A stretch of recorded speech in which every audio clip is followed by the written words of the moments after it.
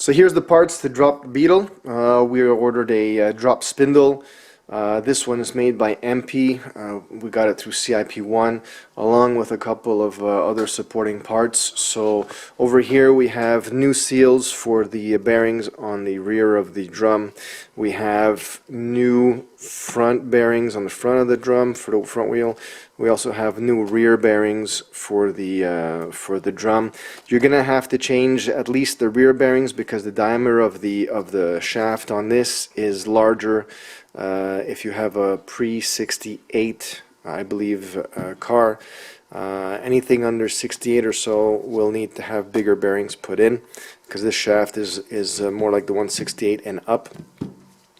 I also ordered 2 longer bolts and a shim kit for the front beam to adjust the caster of the front end once it's lowered, and also new tie rod end. You'll have to change the tie rod end as well because the size of the hole on this spindle requires, again, a 68 and up tie rod end on the outer side.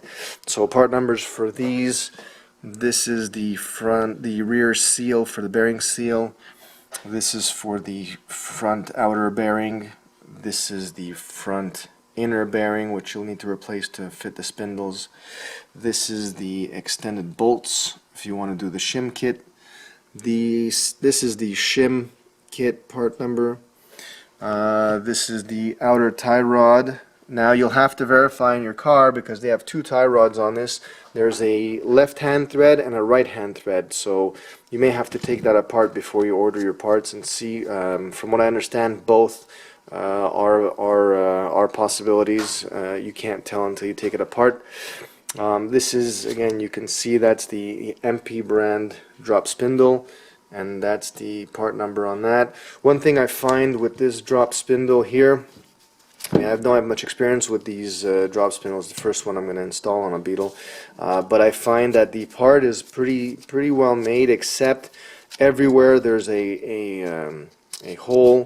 The edges are really not nice. The edge, I don't know if you can see it on the camera, but it's super rough. So I'm gonna have to dress up all the edges on this. I actually got a piece of metal on my finger the first time I picked it up from this edge over here. So you may want to dress up the edges everywhere. You're gonna have a ball joint or some kind of rubber joint in this, because this is going to rip it to shreds right off the bat. Otherwise it looks pretty nice. I'm going to give it a coat of paint so we can prolong the life of this, keep it looking nice. And with everything else on the build of this car, we're going to try and clean it up and keep it running while we modify things or bring stuff up to par. Or replace things. We're going to try and take that chance to clean it all up and make it nicer.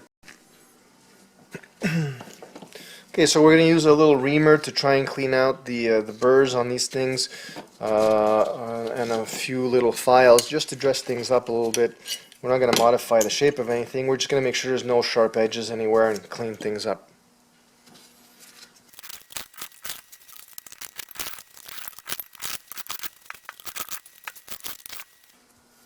There you go, nice and smooth.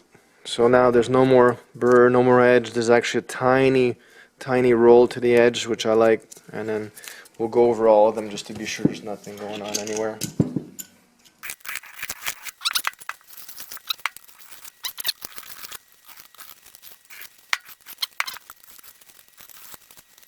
Super.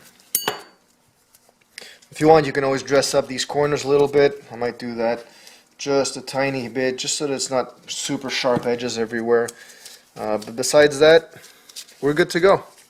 Next step, we clean it up, degrease it, tape up the shaft here, and then try and give it a nice coat of paint.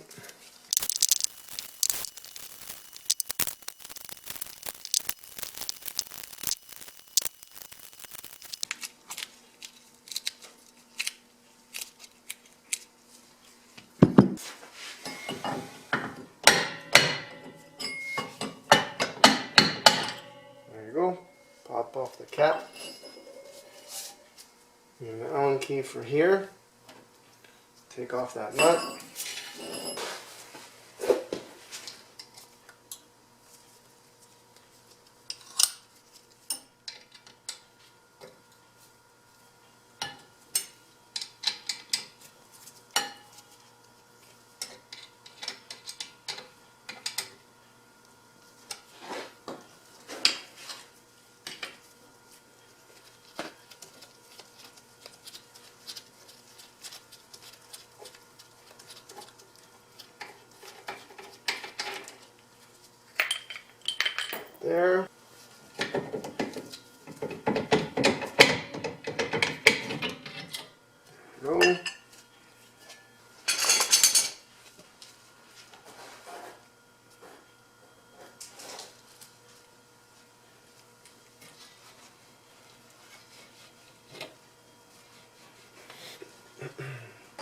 Okay, so now we've loosened the ball joint over here, I mean the tie rod end, so we can pop that out. If ever it's stuck and you have trouble, you can always use a trick where you hit the edge over here. You may need to hit it with 2 hammers like that to loosen it, and it'll pop out. So in our case it was not seized, so just put the nut back here. Some of these ball joints will have a crown nut with a cotter pin that goes through. Other ones will just be a simple lock nut. It may vary. This ball joint, this tie rod end is not in great shape. It's not worn out, but the boot is not really staying on well. So we'll put that aside. We've loosened this up for the backing plate so we can remove the whole brake assembly. We're going to have to remove the speedometer cable,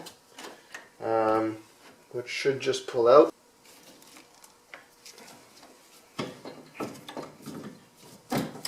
Okay.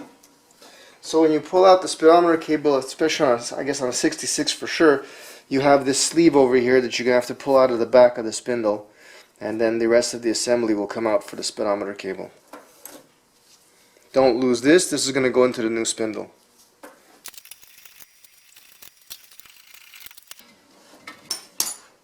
There you go. That's done.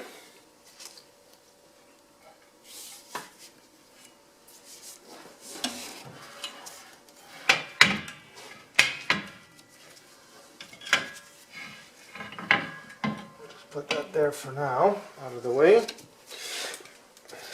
Now we're going to undo the upper and lower ball joints over here. So what I'm going to do is there's a shim nut over here that adjusts the camber. So I'm just going to make a bit of a mark so we can try and get it back more or less where it was, even though it doesn't matter because we're going to have to realign the car. We're going to try and bring it back as close as we can.